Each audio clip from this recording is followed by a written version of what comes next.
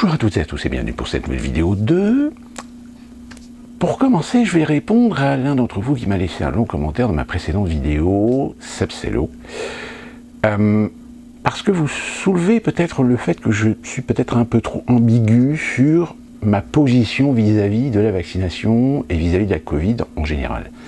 Dans ma précédente vidéo, j'ai essayé de vous expliquer une conversation que j'ai eue avec quelqu'un dont c'est le métier d'être biologiste, et d'avoir plus ou moins son avis. Et son avis corrobore plus ou moins ma position, ou mon opinion sur le fait, qu'en dehors de l'aspect, ou des aspects spécifiques à cette pandémie, d'une manière générale sur une pandémie, eh bien il y a certains principes et certaines valeurs qui s'appliquent, mais qu'évidemment on ne fait pas prendre conscience à la plupart des gens, parce que face à une situation critique, en règle générale, admettez que malheureusement on ne peut pas gérer le cas par cas. C'est impossible. Donc on est obligé de gérer de façon généraliste, et advienne que pourra les dommages collatéraux. Alors évidemment, ce que je dis là peut peut-être choquer, mais malheureusement, c'est souvent l'orientation, c'est souvent le choix qui est fait par l'autorité lorsqu'elle est obligée de gérer une situation de crise qui concerne un grand nombre, ou qui peut toucher un grand nombre de populations, un grand nombre de gens. Il est évident qu'on ne peut pas gérer une pandémie à l'échelle locale sur quelques milliers d'habitants que sur une population de 68 millions d'habitants. Les gestions sont complètement différentes. Donc j'ai essayé plutôt moins d'expliquer ça, non sans oublier évidemment certains aspects spécifiques de la réalité de l'actuelle situation de cette pandémie.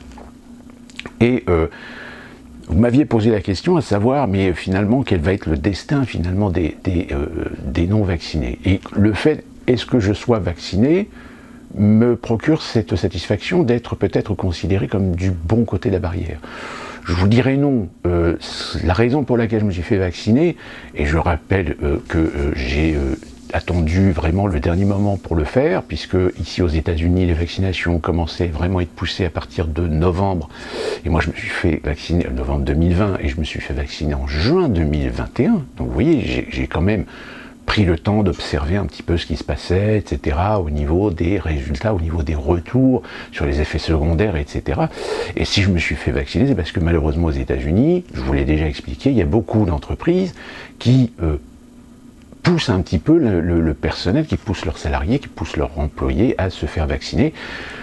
Moi j'ai cette chance, je suis dans une entreprise où ils sont pas trop casse-couilles là-dessus, néanmoins à terme, ils vont être obligés de suivre les directives de leur siège pour coller à la politique, tout simplement, d'avoir essentiellement du personnel vacciné, ne serait-ce que déjà vis-à-vis de la clientèle. Mais bon, enfin ça c'est des problèmes politiques, idéologiques, etc., qui sont vraiment intrinsèques à un certain nombre d'entreprises, parce qu'elles veulent coller pour faire plaisir aux idéologies politiques, etc. Et d'ailleurs, ça fait depuis très longtemps que j'avais expliqué qu'aux États-Unis, je pense que l'État fédéral ne pourra jamais légiférer sur une obligation vaccinale, et que forcément aux États-Unis, ils utiliseraient les acteurs économiques pour faire pression sur les Américains pour se faire vacciner. Mais moi je me suis fait vacciner par choix, tout comme normalement le booster en ce qui me concerne c'est au mois de janvier.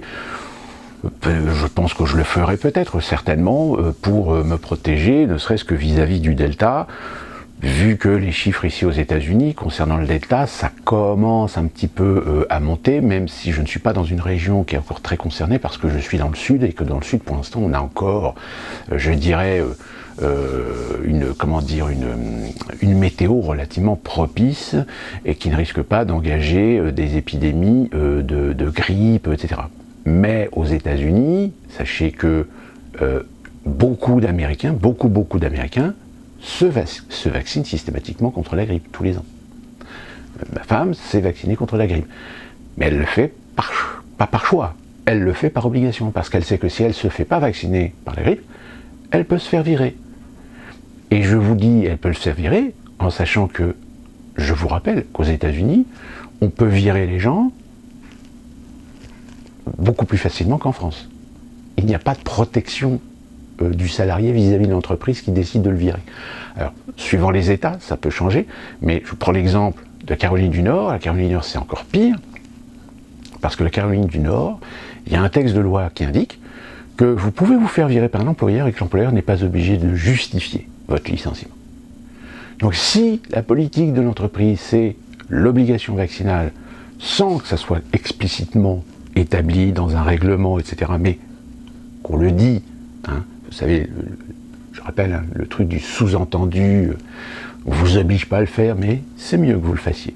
Le mieux que vous le fassiez, sous-entend, faut que vous le fassiez, sinon, on peut vous virer. Voilà. En plus, si, en Caroline du Nord, l'employeur n'est absolument pas obligé de vous expliquer pourquoi, vous pouvez vous faire virer tout simplement parce que vous n'êtes pas vacciné. Donc, ouais. Donc, c'est plus difficile aux États-Unis de faire de la résistance vis-à-vis du vaccin si vous voulez préserver votre boulot. Surtout si vous travaillez dans une grande entreprise. Après, les petites, moyennes entreprises, ça dépend des endroits, ça dépend des États. Il est évident qu'un État comme le Texas va être légèrement plus souple vis-à-vis de la vaccination que des États progressistes ou des grandes métropoles comme New York, Los Angeles, etc. Mais là encore, il faut prendre en considération certains aspects aussi géographiques, démographiques, etc. Il est évident que on ne peut pas gérer une pandémie dans une grande métropole que dans une petite ville de quelques milliers d'habitants. C'est pas comparable. Hein. Donc ça, je pense que ça me paraît être du bon sens. Donc, moi, je vis aux États-Unis. Donc aux États-Unis, la situation est différente de la France, même si, je rappelle, aux États-Unis, c'est le pays des extrêmes, c'est le pays des excès, c'est-à-dire que c'est les deux extrêmes. Vous avez à la fois la très grande consilience, la très grande complaisance par rapport à la vaccination, et des résistances farouches, des résistances parfois légitimes, comme des résistances parfois très infantiles.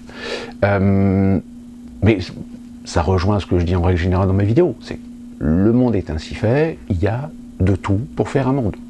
Donc, il ne faut pas non plus occulter certains comportements, etc. Après, tout est une question de proportion, tout est une question de choix personnel. Et en ce qui concerne la France, là en revanche, si on n'est pas dans les extrêmes, on est carrément plutôt dans un totalitarisme sanitaire. C'est-à-dire que les comportements des gens sont à l'image, et c'est pour ça que je faisais la référence aux années 40, d'une façon globale, dans l'inconscient collectif, qu'il y avait des Français qui ne réagissaient pas, qui étaient complaisants, qui étaient dans la consensualité, même si, en effet, il y a des Français qui se sont cachés derrière de la complaisance et de la consensualité, même de la collaboration, pour cacher le fait qu'ils étaient des résistants, et qui faisaient de la résistance. Mais bien sûr que ça existe tout ça, mais d'une manière générale, on met toujours un petit peu en avant le fait qu'en France, sous l'occupation, il y a en effet eu des Français, et pas que Français, ça arrive dans quasiment tous les pays qui ont connu des conquêtes, qui ont connu des invasions, qui ont connu des occupations, et bien des individus qui s'arrangent de la situation. Ça ne veut pas dire qu'ils sont d'accord, ça ne veut pas dire qu'ils valident, mais ils sont dans une situation sociale, économique, qui fait qu'ils ne peuvent pas se permettre de jouer les braves, de jouer les résistants, de jouer les réfractaires. Tout comme vous avez eu aussi des gens, oui, qui étaient plutôt très complaisants, très consensuels. Mais là, ça rejoint un petit peu, finalement, ce qu'expliquait dans l'extrait que j'avais mis du film Icône Icare, inspiré de l'expérience de Milgram.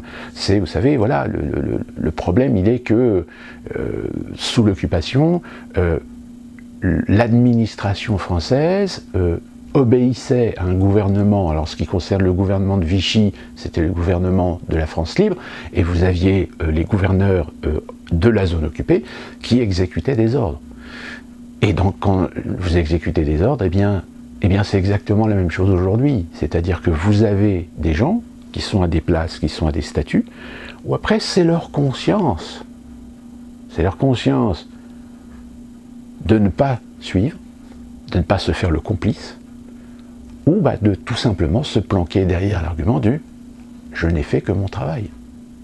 Alors oui, pendant la Seconde Guerre mondiale, les policiers ont fait leur travail, les cheminots ont fait leur travail, les fonctionnaires ont fait leur travail. Alors après, en effet, vous avez l'aspect humain. humainement, comment est-ce qu'on peut avoir fait son travail ou se planquer derrière l'argument d'avoir fait son travail quand on savait qu'on envoyait des gens dans des wagons, quelque part en Allemagne ou ailleurs, et qu'on était sûr de ne pas les retrouver ou pas de les revoir. Et à un moment donné, vous savez, c'est un petit peu comme ces Allemands qui habitaient près de camps de concentration et qui ont soutenu mordicus qu'ils ne savaient pas ce qui se passait. Après, c'est le bénéfice du doute. Sauf que le problème, c'est que suivant les vents, il y a des odeurs qui ne trompent pas. Donc, c'est la consensualité, la complaisance, et voilà, c'est tous les aspects qui sont la symbolique même de la difficulté et de la complexité des situations. Et aujourd'hui, on est exactement dans la même situation. Vous-même, si vous n'êtes pas vacciné, vous-même, si vous ne voulez pas vous faire vacciner, vous avez vos raisons. Après, vos raisons, dans un débat, dans une conversation, elles peuvent être jugées comme légitimes, sensées, raisonnées, comme elles peuvent être infantiles, immatures, incomplètes. Mais le fait est, c'est que, quel que soit l'individu, on pourra toujours proclamer de dire que celui-ci, il ne veut pas se faire vacciner, mais il a les bonnes raisons pour le faire, pour ne pas le faire, pardon. Et celui-ci, il ne veut pas se faire vacciner, mais il n'a pas de raison valable pour ne pas le faire.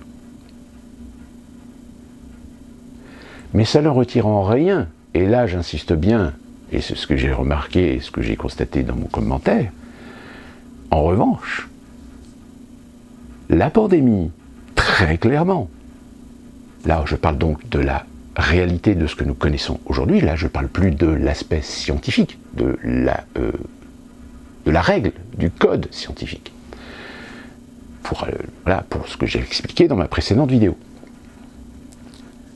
C'est que, évidemment, hors de question de nier, hors de question d'occulter, le fait que, 1.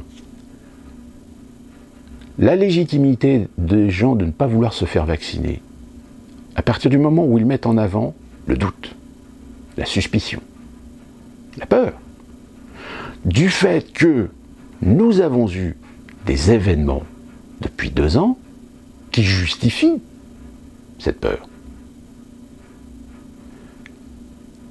Le problème d'un gouvernement qui dit tout et son contraire. Souvenons-nous des masques. Les masques, vous n'en avez pas besoin. Mais l'inconscient collectif, je ne sais pas pourquoi, on a oublié. Vous imaginez, je vous le dis franchement, il y a 30 ou 40 ans, un gouvernement qui aurait dit « vous n'avez pas besoin de masque » et qui, 2 mois après, dit « oui, il faut impérativement obliger le port du masque », il y a quand même des gens qui vont sortir dans la rue en disant « vous foutez de notre gueule, vous dégagez, vous démissionnez, là, c'est passé comme une lettre à la poste. » Bon, en effet, il y a eu un remaniement gouvernemental, certaines personnes sont parties, d'autres sont arrivées, mais le problème, c'est que le discours est toujours le même. Mensonge, approximation, et malheureusement, force est de constater que s'ils se sont fait passer une loi pour se protéger à l'avenir de toute répercussion, de toute plainte ou de toute mise devant la justice dans la façon dont ils ont géré la pandémie en France, c'est la preuve que, oui, ils se sont foutus de votre gueule. Donc à partir du moment où vous avez ce doute et cette suspicion, qui est légitime, qui est réelle, que vous avez un gouvernement qui a pris des décisions mais qui est incapable de les expliquer ou de les justifier, si ce n'est de la conviction, si ce n'est en jouer avec des arguments de peur, de crainte. Jouer aussi sur ces Français, les mêmes collabos des années 40, sous l'occupation, qui vont dire amen à tout ce que le gouvernement dit ou tout ce que Crétin va dire pour faire culpabiliser celui qui n'est pas d'accord avec la doctrine. C'est séculaire comme pratique. Deuxième chose, il y a l'aventure aussi des laboratoires. Le fameux business des laboratoires, qui aujourd'hui n'est pas de la science-fiction, c'est pas une légende. Le lobbying des laboratoires pharmaceutiques privés existe. Il a toujours existé. Sauf que là, il a existé de façon ouverte, de façon à ce que tous les gens le voient, le constatent, si tant est qu'ils savent regarder. Il y a eu l'histoire du Remdesivir. Remdesivir, vous avez sur les plateaux télé des gens comme Karine Lapcon, comme Blachier, etc., qui ont vanté les mérites du potentiel succès du Remdesivir en tant que traitement contre la Covid, contre une Covid déclarée grave. Et en un week-end, enfin je ne vais pas refaire l'historique, et en un week-end, toute la conviction de ces gens de nous vendre un produit s'est effondrée. Approximation, test un peu bizarre, pourquoi avoir dans l'échantillon éliminé un certain nombre de pathologies, etc. Donc du coup, on s'est rendu compte que on a voulu nous vendre un produit sur un test fait par le laboratoire, donc le fabricant, donc c'est-à-dire le détenteur du brevet, sur un produit qui n'était pas destiné à l'origine à vouloir se jouer d'être le traitement anti-Covid, mais qui avait été créé pour en réalité traiter un autre problème, je crois que c'était lié au HIV, etc., et qui pareil avait eu des échecs au niveau des tests labo, etc., et en réalité il suffit que la pandémie est apparue pour que Gilead ressorte son produit et essaye de le faire passer. Je rappelle, les Chinois, lorsque mi-novembre, début décembre, ont commencé à faire des recherches, Remdesivir a proposé aux Chinois de tester le Remdesivir, en même temps que d'autres produits, en même temps que la chloroquine. Pour résultat, au final, aujourd'hui on sait que le Remdesivir ne fonctionne pas. Ou même à un niveau de dangerosité qui a fait que, hop, le produit, et aujourd'hui on n'en parle plus. L'AstraZeneca, alors l'AstraZeneca, on ne sait pas trop si c'est pour des raisons politiques, si c'est des influences idéologiques, ou si en réalité le produit était bien défectueux ou pas très efficace tel qu'il a été prétendu être. Le Moderna, aujourd'hui, on se rend compte, enfin, qu'en effet, il faut peut-être éviter de l'utiliser pour des gens de moins de 55 ans parce qu'il y a plus de risques par rapport au Pfizer, etc. Enfin, aujourd'hui, on commence, et c'est ce que j'ai expliqué dans ma précédente vidéo, aujourd'hui, on commence à voir un peu plus de détails, un peu plus de précision sur ces produits. On n'a pas tout, mais on a suffisamment d'éléments aujourd'hui pour dire, voilà, les vaccins qu'on utilise aujourd'hui, il y a un risque sur telle ou telle pathologie, sur telle ou telle personne, avec qui ont tel état de santé, qui a telle ou telle pratique, qui a telle ou telle habitude alimentaire, etc., que les tests des laboratoires n'avaient pas fait. Donc oui, on a servi de cobaye. C'est-à-dire toutes les informations, tous les éléments, toutes les données qui ont été traitées par le VAEAS américain, par le CDC qui, je vous rappelle, du fait du grand nombre grandissant de problèmes, etc., au mois de juin ou juillet, avait décidé d'arrêter de ventiler, c'est-à-dire d'arrêter de faire de la spécificité, de faire du détail, et faire plutôt quelque chose de global dès le mois de juillet. Pourquoi Facebook censure un site officiel de l'Union européenne sur les effets secondaires des vaccins? Donc, en plus d'autres choses, que peut-être dans les commentaires vous ferez référence également de ces phénomènes. Donc tout ça cumulé, il y a un moment donné, la personne intelligente, comme vous, comme d'ailleurs Seb Sello l'a dit, quelqu'un d'éclairé, quelqu'un d'informé, ne peut pas passer à côté de ces détails pour se poser les bonnes questions. Et de fait d'avoir des doutes. Ça ne retire pas le fait d'avoir toujours le choix. Donc vous avez le choix de vous vacciner ou de ne pas vous vacciner. C'est un choix personnel. Sauf que, au vu de tous ces éléments, au vu de ces informations, au vu de l'évolution, que ce soit en France ou dans d'autres pays, etc., si aujourd'hui on a des gens qui manifestent tous les samedis, c'est qu'il y a bien une raison. C'est pas des complotistes, c'est pas des terroristes, c'est pas des enfants, c'est pas des gens immatures, c'est pas des gens irresponsables, c'est pas des criminels.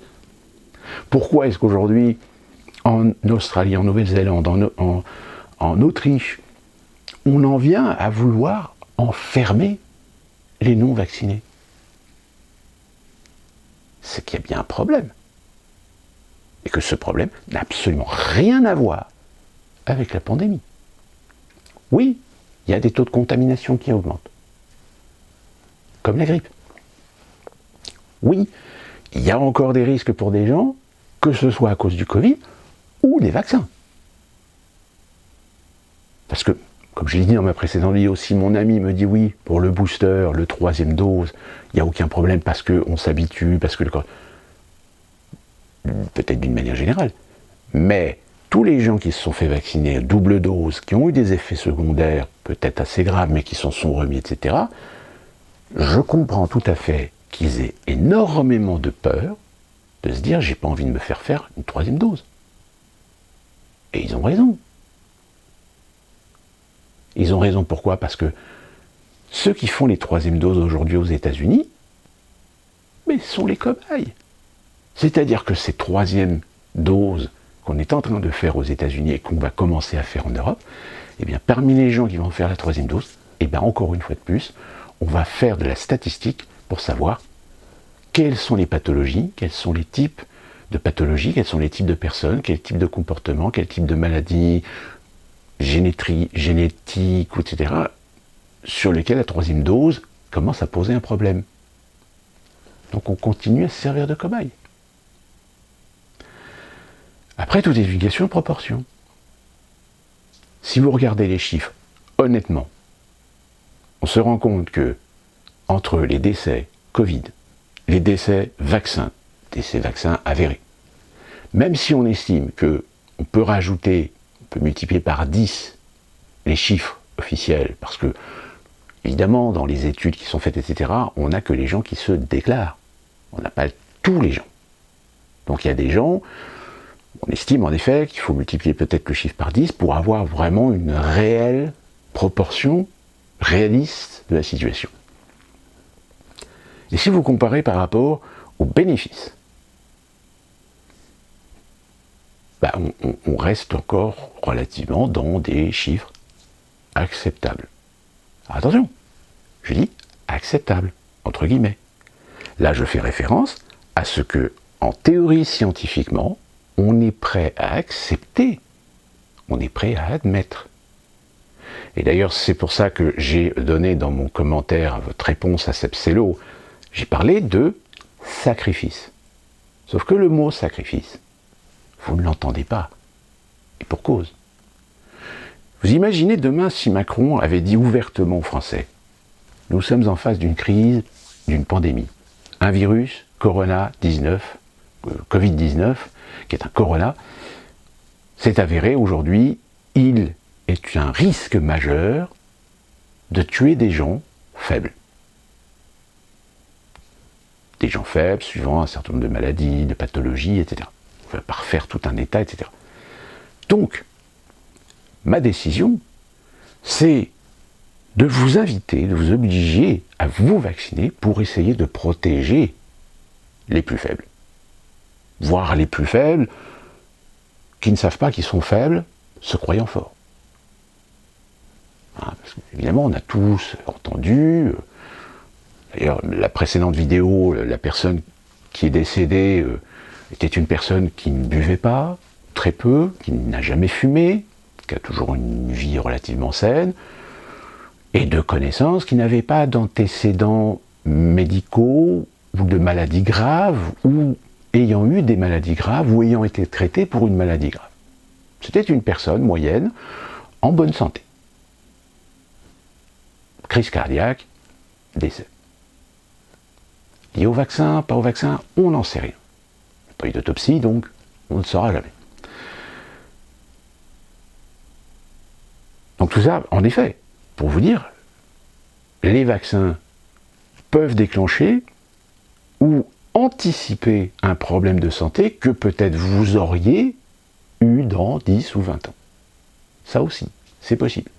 Donc, pour revenir au discours, imaginez quelle aurait été votre réaction si Macron vous avait dit « Nous allons donc lancer une campagne de vaccination, je voudrais que tout le monde se vaccine, en revanche, je vous préviens, nous accepterons le facteur risque, c'est-à-dire le sacrifice d'une minorité de gens qui risquent d'avoir des problèmes de santé à cause des vaccins, au bénéfice de la majorité, d'une protection pour la majorité de la population. Ce discours-là, il ne peut pas le faire. Soyons honnêtes. Il ne peut pas le faire. Parce qu'il sait que s'il fait ça, ça veut dire que sur les 68 millions de Français, il y en a 50 millions qui vont dire « Ah oui, mais attendez, ça veut dire que s'il y a un risque, même si on est en bonne santé, on a un risque de choper quelque chose, on a un risque de mourir. Le vaccin, allez vous faire foutre, hein, moi je ne me fais pas vacciner. » Et la réaction serait légitime. Si vous voulez, il faut bien comprendre une chose.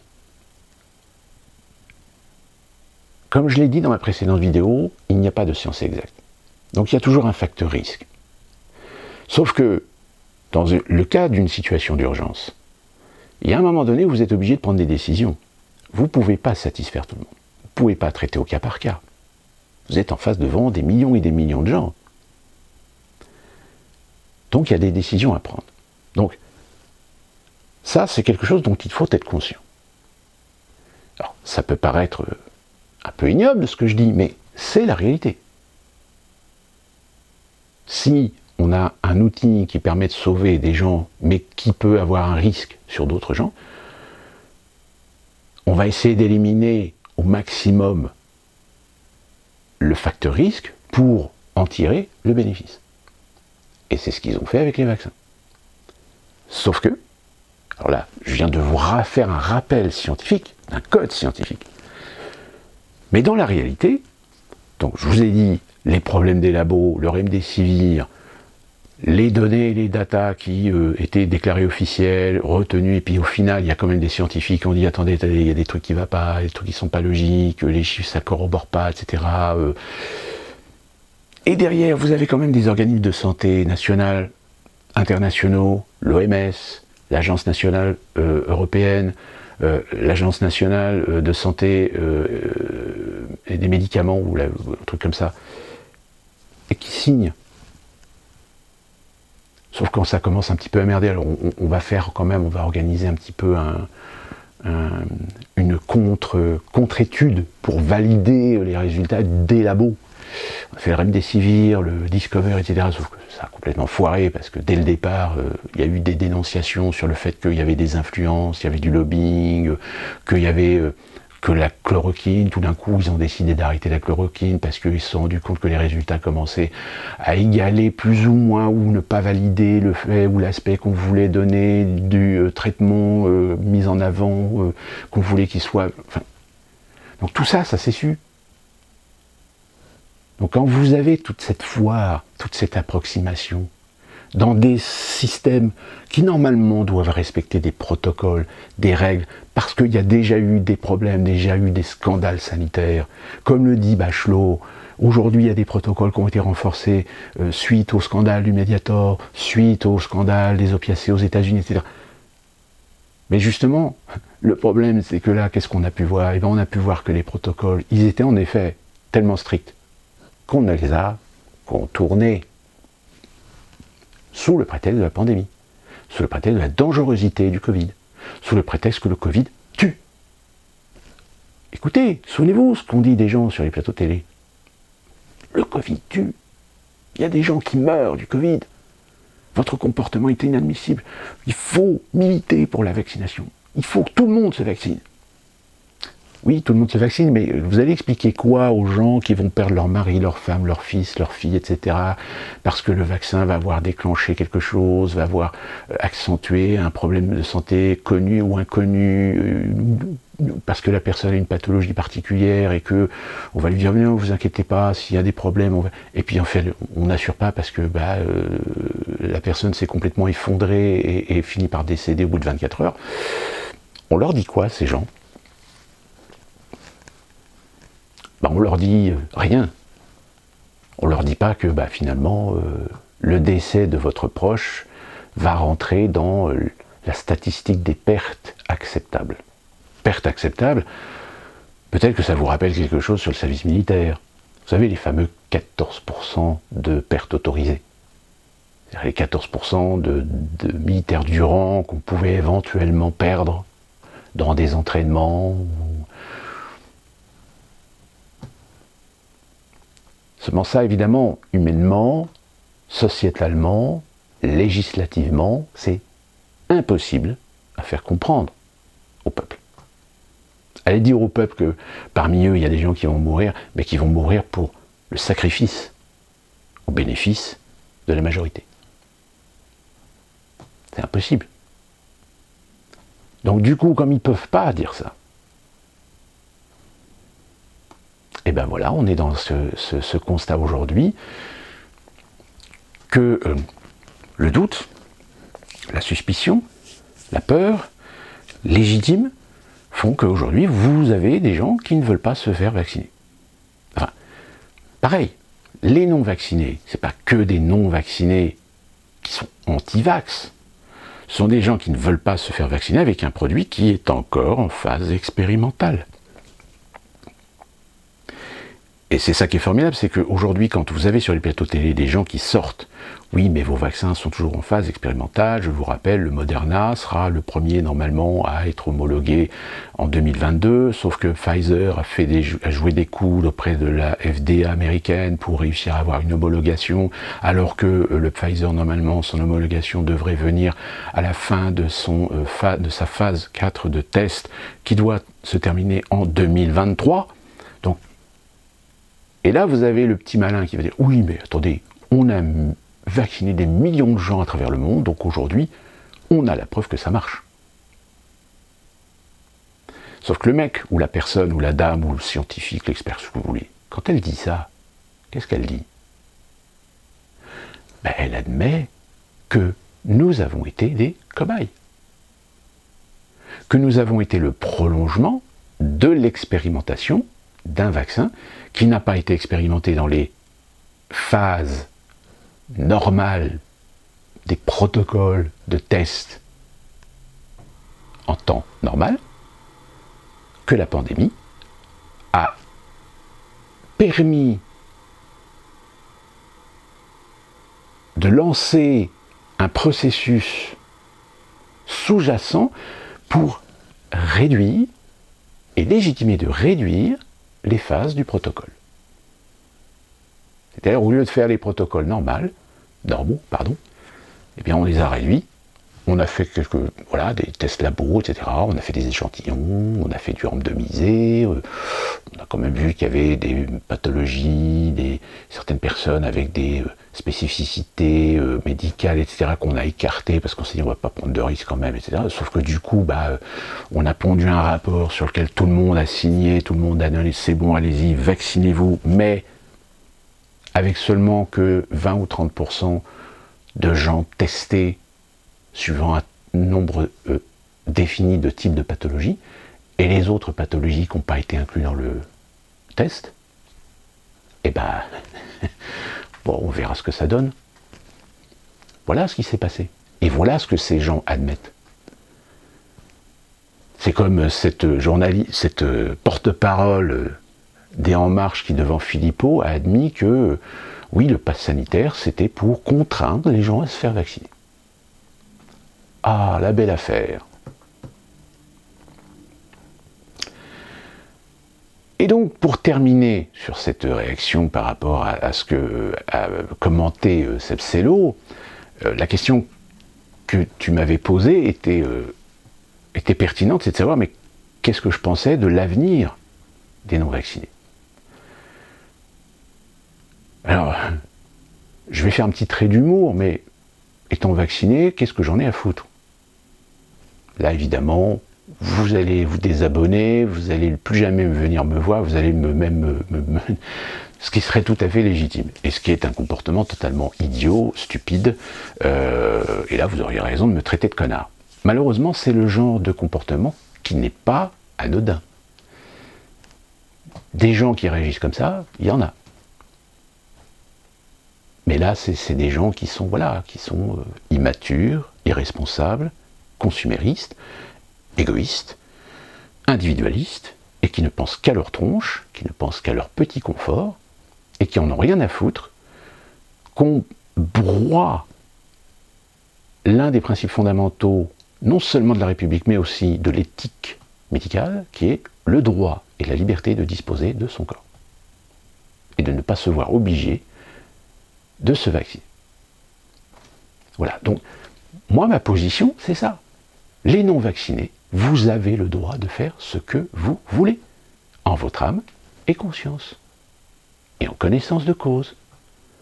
Preuve en est, c'est que dans les manifestations, il y a des vaccinés qui manifestent pour la liberté de ceux qui ne veulent pas se faire vacciner, contre le pass sanitaire qui est une aberration démocratique, qui plus est une aberration dans un pays tel que la France. Et d'ailleurs, j'ai envie de dire, si la France a mis en place le pass sanitaire, c'est peut-être justement parce que c'est en France qu'il fallait tester, de voir jusqu'à quel point les Français allaient accepter, en dehors des manifestations bien cadrées, etc., le pass sanitaire. Mais détruire un des fondamentales de la France, qui est un peuple unique et indivisible. Là, le peuple est divisé. Il y a les vaccinés et les non-vaccinés. Et on a légiféré pour bien définir deux statuts distincts entre des gens vaccinés et des gens non vaccinés. Donc, à partir du moment où ce fondamental est tombé, je le dis et je le répète, la République est morte.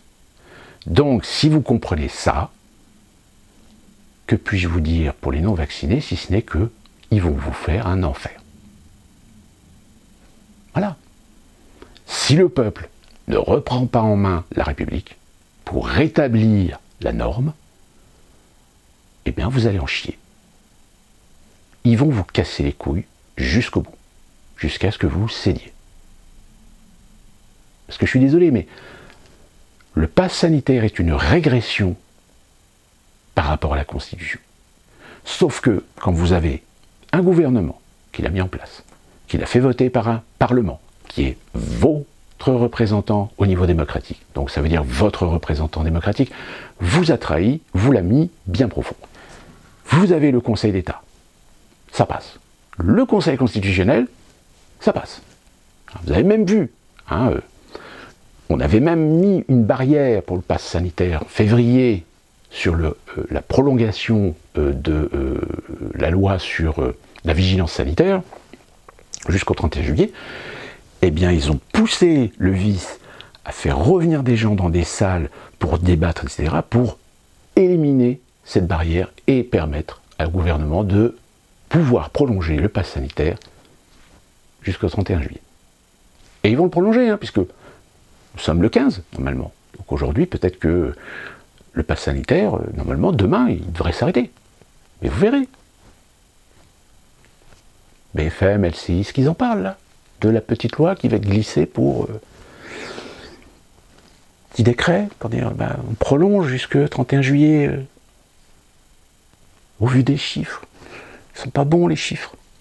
Ils sont en train d'augmenter. Regardez, le voisin Pays-Bas. Est-ce que en France, vous allez faire comme en Australie? Est-ce que vous allez confiner? Non. On n'a pas envie d'en arriver là, mais on va y arriver, parce que ça va être un outil supplémentaire pour discriminer socialement, économiquement les non-vaccinés. Donc quand je vous dis que vous allez en chier, vous allez en chier. Tant que le peuple français ne reprendra pas le pouvoir, de toute façon, parce qu'aujourd'hui c'est vous, les non-vaccinés. Parce que ne vous inquiétez pas, si aujourd'hui ce sont vous les non-vaccinés qui êtes blâmés, qui êtes mis à l'écart, qui subissent la pression sociale, économique, demain ce sera d'autres, parmi les vaccinés, qui eux aussi un jour subiront le même sort, pour d'autres choses. Pour le fait de partager des idées de certaines personnalités politiques, sur le fait de donner son consentement à un certain nombre de textes ou un certain nombre de lois qui vont vouloir créer d'autres discriminations sur le fait de dire oui à un référendum pour accepter de donner les clés de la maison à l'Union européenne. C'est... Oui.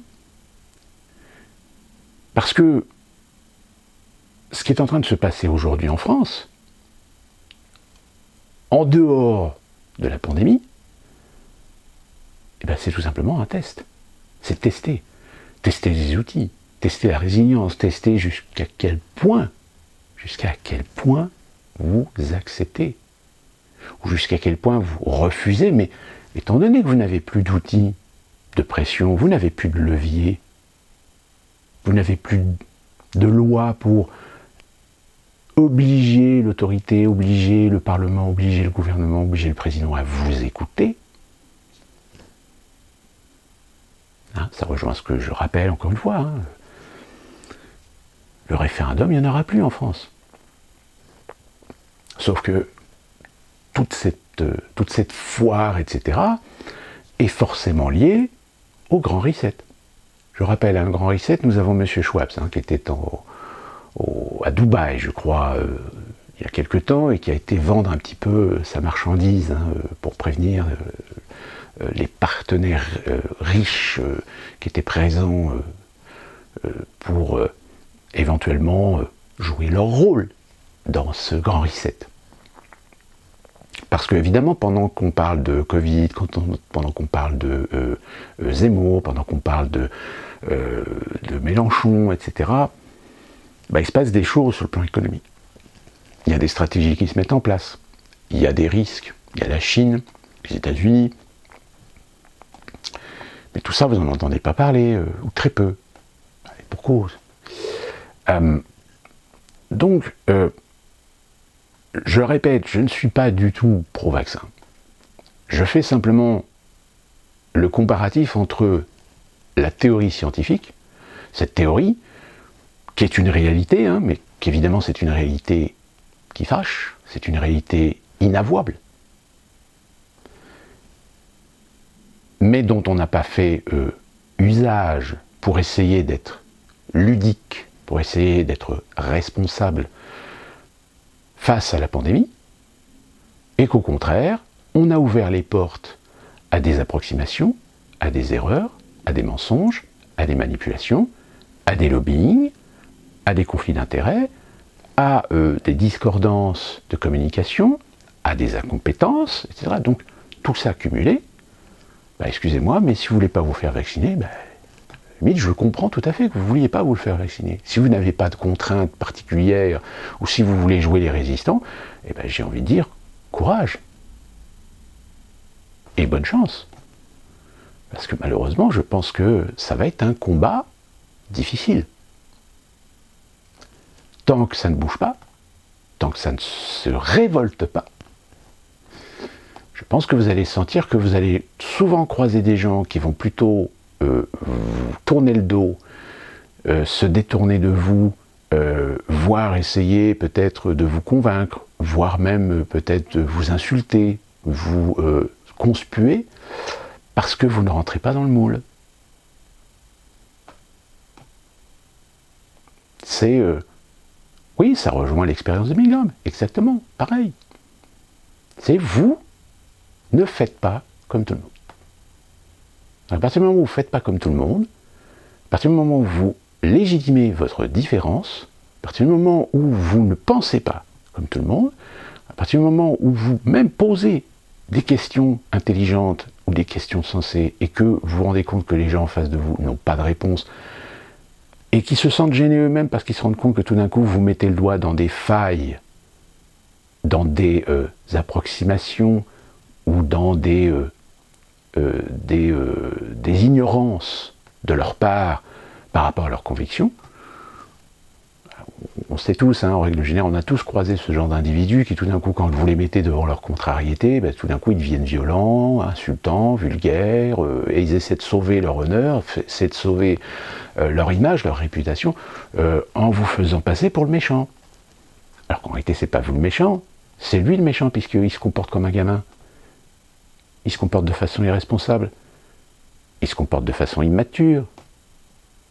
Et il ne se rend même pas compte d'ailleurs que devant, parfois même un auditoire, si dans l'auditoire il y a des gens encore un tant soit peu sensés, un tant soit peu intelligents, ils vont se rendre compte que le mec, la bonne femme est en train de péter un plomb.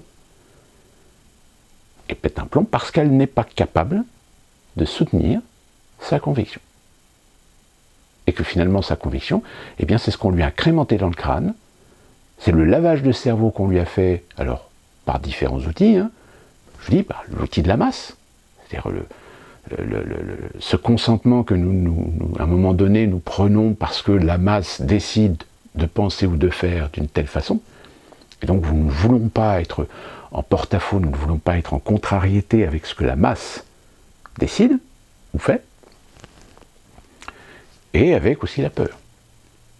La peur pousse l'individu, à un moment donné, à ne pas savoir affronter ses propres peurs et se plie. Fait du consensus à l'extrême. Attention, quand je dis fait du consensus, je ne dis pas qu'il ne faut pas non plus faire usage de consensus. Dans certaines situations, il faut savoir faire du consensus. Et surtout, en ce moment, l'idée même de consensus est une chose rare. Il faut bien admettre. Donc, voilà pour ce que je voulais préciser par rapport aux commentaires qu'a fait Cécelo. Je suis désolé pour ceux qui veulent véritablement résister, et pas se soumettre à la chose. J'ai envie de leur dire simplement, c'est votre choix personnel. L'intelligence d'une société, c'est de savoir reconnaître ou de savoir respecter les choix de chacun. Vous ne voulez pas vous faire vacciner, c'est votre choix, c'est votre liberté, etc. Et en règle générale, je pense que parmi vous, vous êtes suffisamment adulte et suffisamment responsable pour assumer vos choix. Et c'est pas à moi de vous juger. C'est pas à moi de vous glisser sous-entendu, etc. Mais tout compte fait, vaccinez-vous. Puis quand je vous dis, allez faire votre 3e dose, évidemment, c'est une boutade, c'est de l'humour. Hein, c'est évident que je ne suis pas là pour promouvoir quoi que ce soit. De toute façon, je ne suis pas rémunéré, je ne suis même pas monétisé sur YouTube. Donc, à la rigueur, ce que je peux éventuellement essayer de vous convaincre n'a absolument aucune valeur. C'est pas avec les 153 abonnés et mes quelques dizaines de vues par vidéo que j'ai suffisamment d'influence pour jouer ce rôle. Bien au contraire, je pense que nous sommes un petit comité entre nous où nous pouvons dire les choses honnêtement, avec respect et débattre et défendre nos positions qui, je le rappelle, en règle générale, dans tous les commentaires que vous faites, vous avez des positions qui se défendent tout à fait et qui sont parfaitement légitimes par rapport aussi à vos positions sociales dans la société. Il est évident que ça aussi, nous n'avons pas la même perception des choses si nous sommes célibataires que si nous sommes mariés, si nous avons des enfants, si nous avons la responsabilité de certains membres de nos familles, si nous avons un métier qui nous paye bien ou si au contraire on est au chômage et qu'on a du mal à joindre debout. Il est évident que la perception des choses aussi est plus ou moins altérée suivant comment nous nous situons dans la société, suivant comme nous sommes dans l'échelle sociale. Je donne juste un exemple. Moi, mon meilleur ami, il y a une chose sur laquelle on ne sera jamais d'accord, c'est la politique. Lui, il est pro-Macron. Mais il est pro-Macron, c'est normal, parce que lui, il est dans une position hiérarchique dans la société, où en effet Macron est un réformateur, donc lui, il est de l'autre côté de la barrière. Donc lui, il voit des intérêts à la politique de Macron. Et je lui dis, mais pense aux gens qui sont en dessous de toi. Pense à tes employés, tes salariés, etc. Malheureusement, il travaille dans une société où il a majoritairement des gens qui sont un petit peu des bras cassés. Donc ça n'arrange pas non plus la vision des choses. Même si j'essaye de temps en temps de lui ramener, mais souviens-toi d'où tu viens. Toi, tu viens du peuple. Tu viens d'une famille modeste. Qui plus est, d'une famille d'origine italienne. Par tes arrière-grands-parents. Donc, quelque part, est-ce que tu n'as pas l'impression qu'il y a des trucs qui sont un petit peu antagonistes par rapport à tes positions et par rapport à la réalité de la société? De temps en temps, il me dit, oui, mais bon, tu comprends, moi dans ma position, je ne peux pas non plus aller à l'encontre. Eh bien oui, donc ça veut dire que ta position dans l'échelle sociale, ta position dans la réussite sociale, donc forcément t'oblige à faire des choix consensuels au lieu de simplement parler avec ton cœur, avec ton âme, avec ta sensibilité. Parce que je sais qu'il a une sensibilité plutôt de centriste. Hein, mais c'est pour ça qu'après, par la suite, quand Macron a commencé à faire ses conneries, etc., il s'est dit, ah ouais, en effet, ça va trop loin.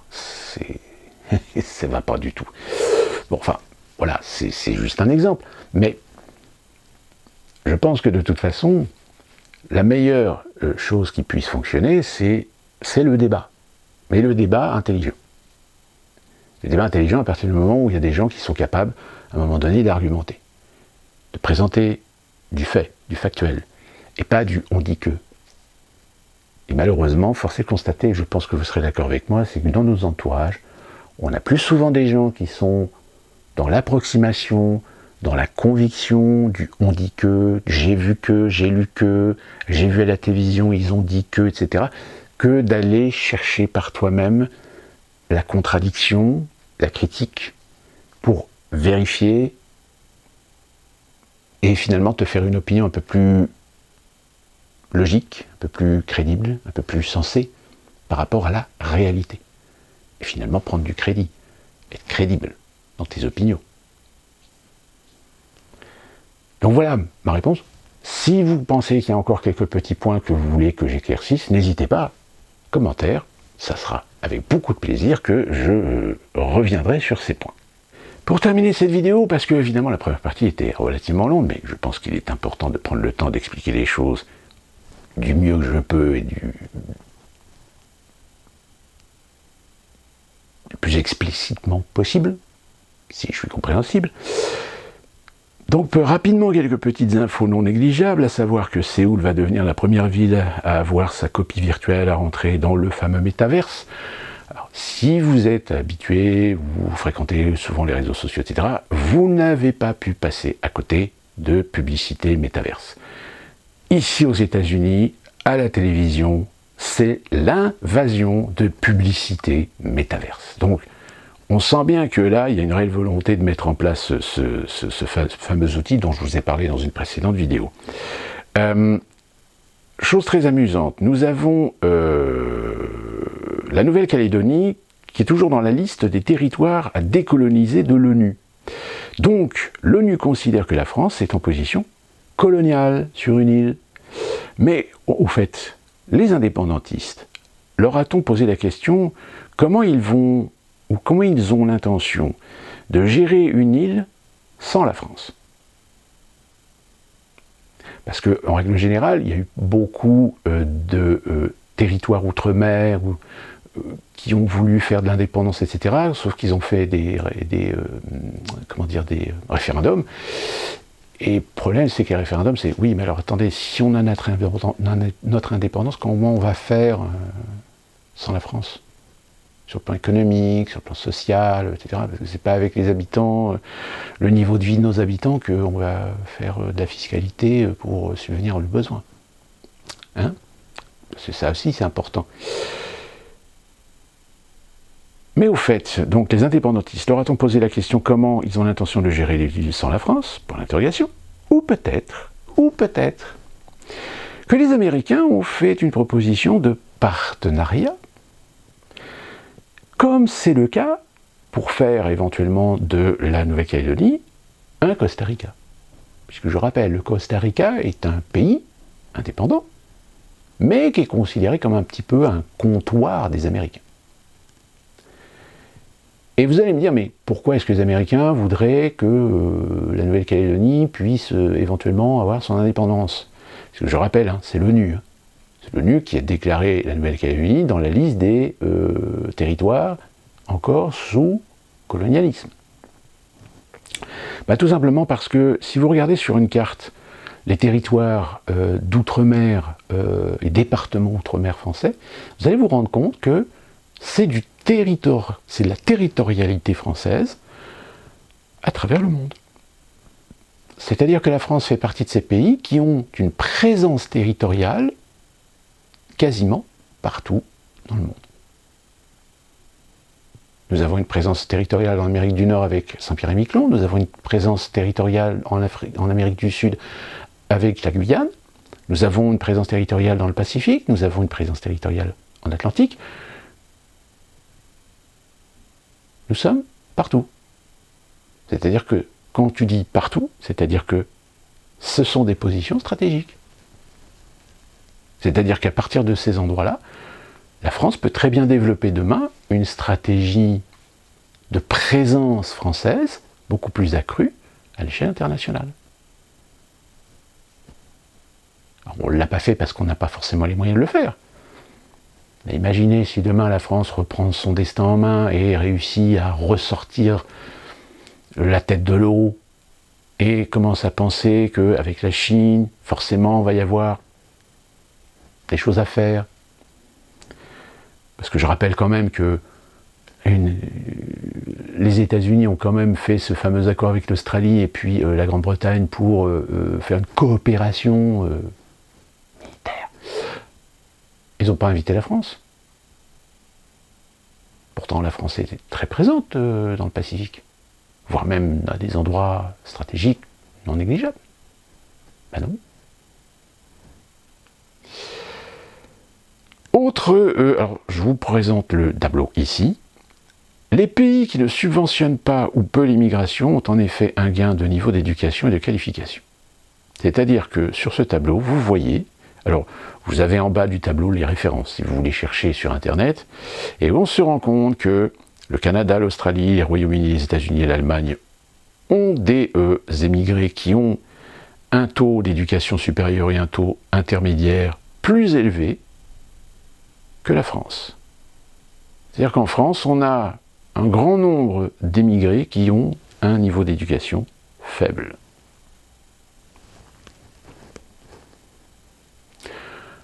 Alors, si on veut faire de l'humour, on va dire, ben, en réalité, nous, on se récupère les crétins, en fait. C'est de l'humour. Attention, ne voyez pas mal un propos raciste ou quoi que ce soit. Mais force est de constater que pour les remettre à niveau, il va falloir payer la facture, hein, et vos impôts.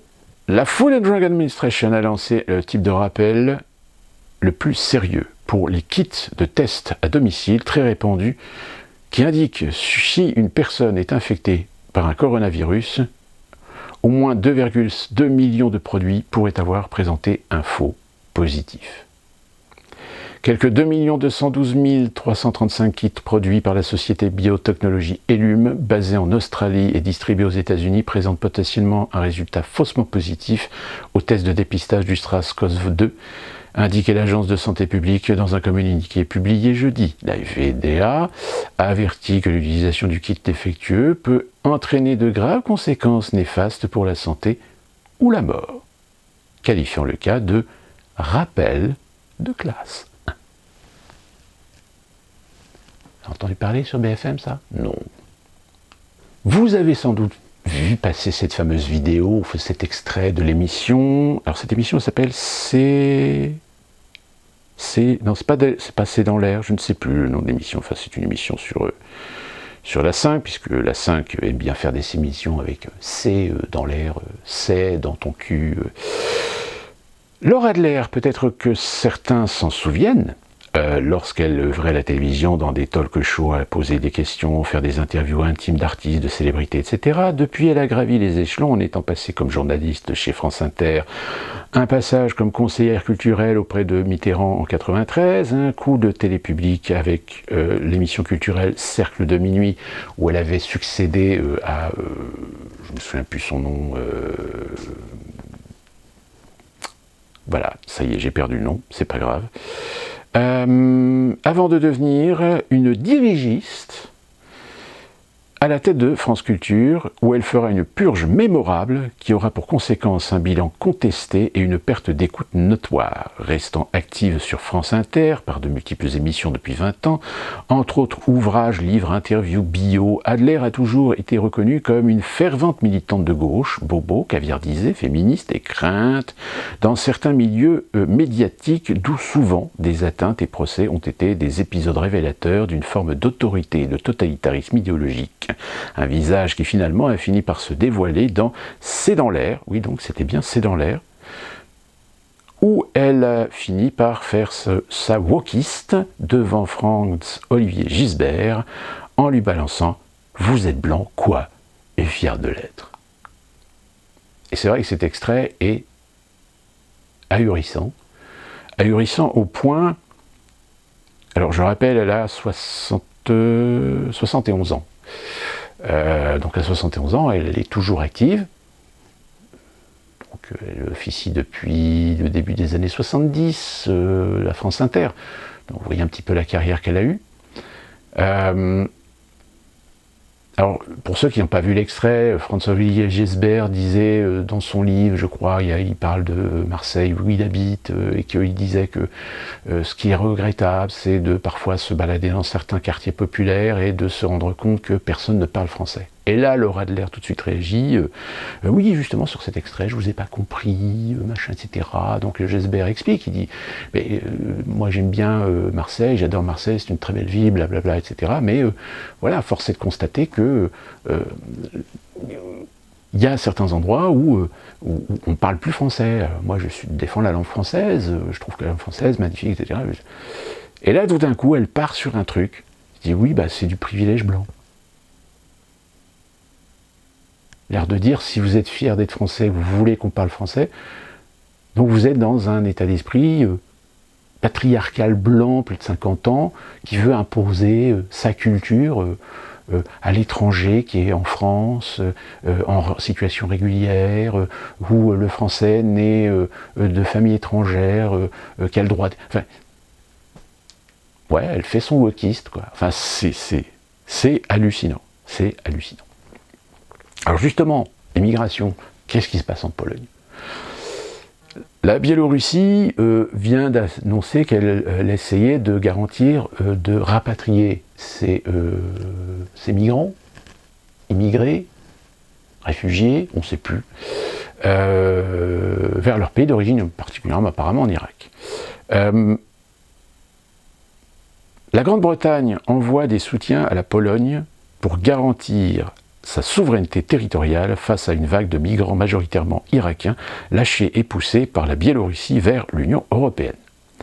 L'Union européenne, elle, vocifère et démontre qu'elle n'a pas de volonté de souveraineté et confirme qu'elle n'est pas capable ou ne veut pas protéger nos frontières d'invasion migratoire, si ce n'est des mots dans les locaux feutrés du Parlement européen.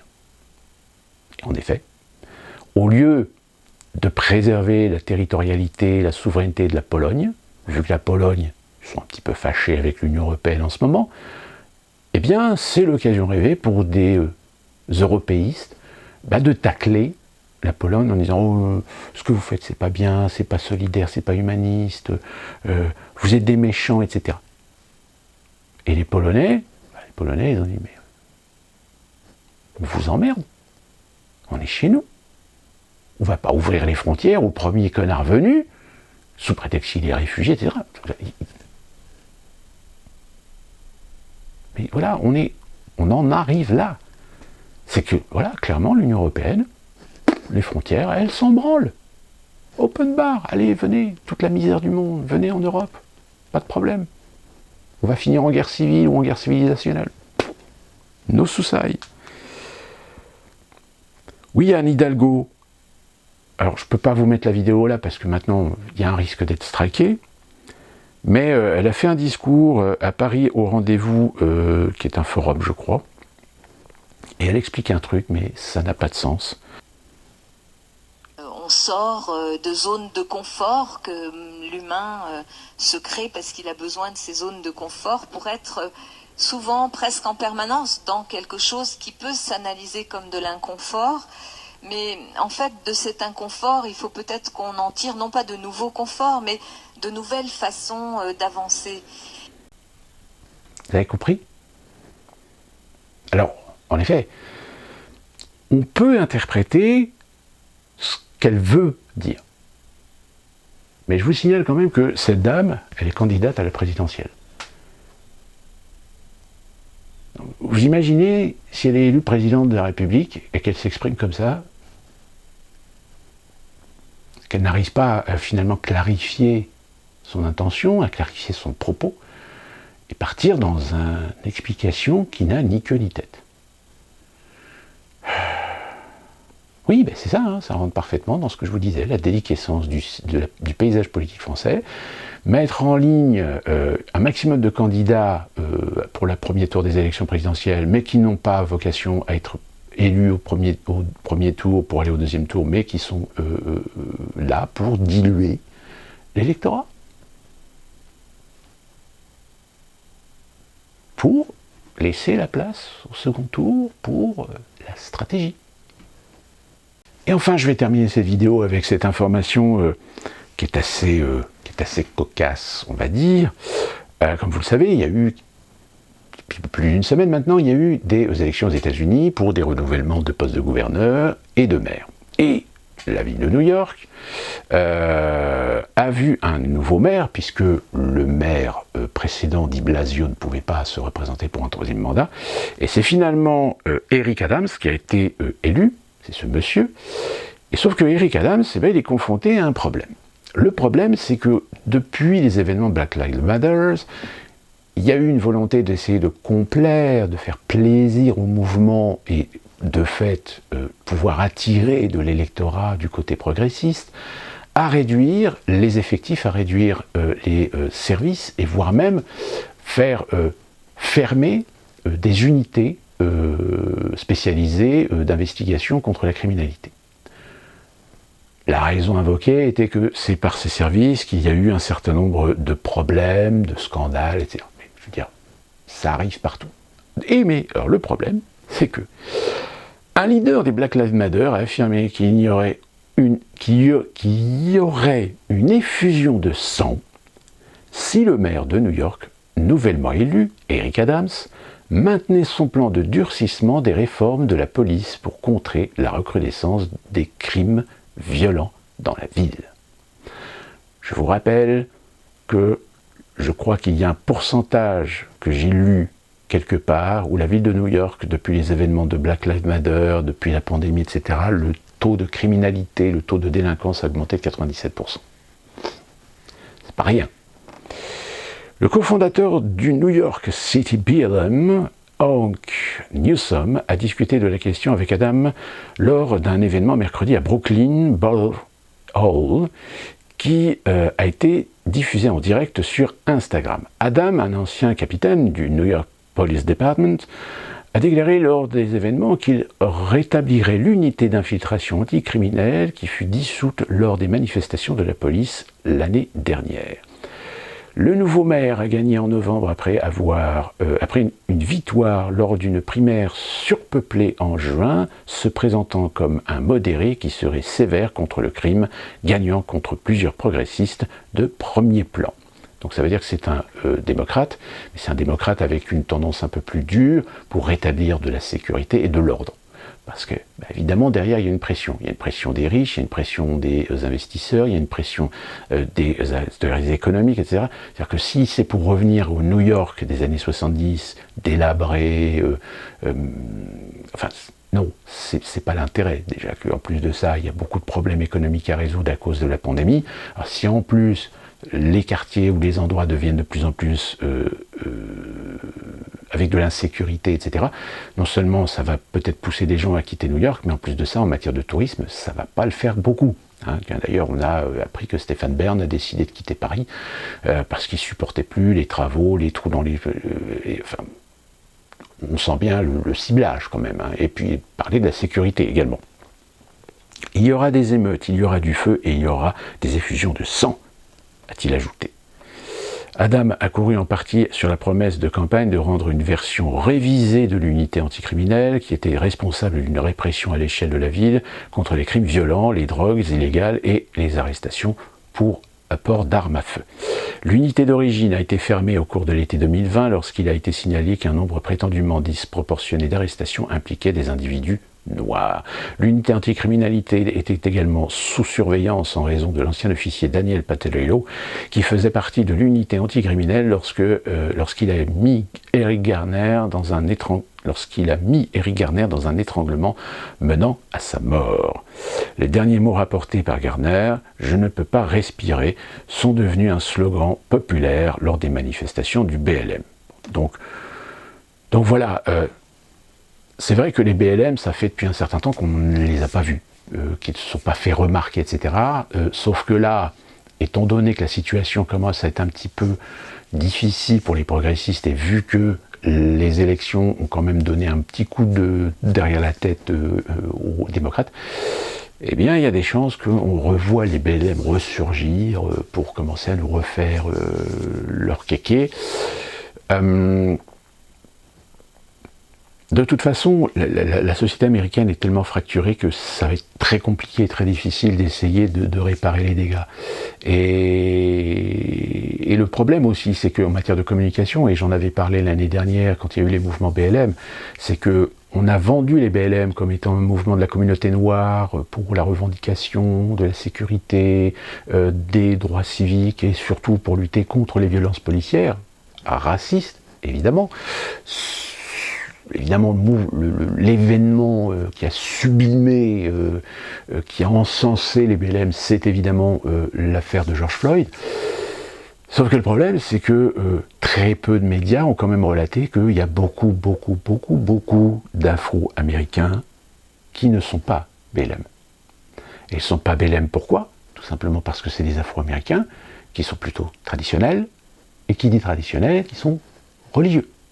Or, quand ils ont appris que les 4 créatrices, je crois, du mouvement BLM étaient plutôt muées, avec l'ambition de mettre en place des stratégies, des idéologies, des revendications inspirées par des mouvements marxistes, et donc anticléricales, là, ça a un petit peu coincé. Ça a d'autant plus coincé que dans la communauté afro-américaine, vous avez des gens qui ont l'esprit assez conservateur et qui ne sont pas très au fait de tous ces problèmes de LGBT, transgenre, etc., que les BLM défendent aussi. Donc, si vous voulez, les BLM n'ont pas réussi en réalité à vraiment mobiliser l'ensemble de la communauté black américaine. Ils ont réussi simplement à mobiliser en effet des Afro-Américains. Et d'ailleurs, ce qui est assez amusant, c'est que ça a été aussi très révélateur que beaucoup d'Afro-Américains se sont prétendus héritiers de l'esclavage, etc. Alors qu'en réalité, c'est des Afro-Américains qui sont nés aux États-Unis de familles émigrées issues de Haïti, des Antilles ou de pays africains. Donc, ils n'ont absolument aucun lien, aucune racine avec des esclaves noirs américains, mais qui se sont appropriés évidemment cette politique de la victimisation. Et on s'est rendu compte que finalement les BLM avaient aussi entraîné tous les wokistes, tous les jeunes blancs d'ailleurs, d'ultra-gauche, etc. D'où la raison pour laquelle d'ailleurs dans certaines manifestations, comme par hasard, nous avons retrouvé nos amis Antifa.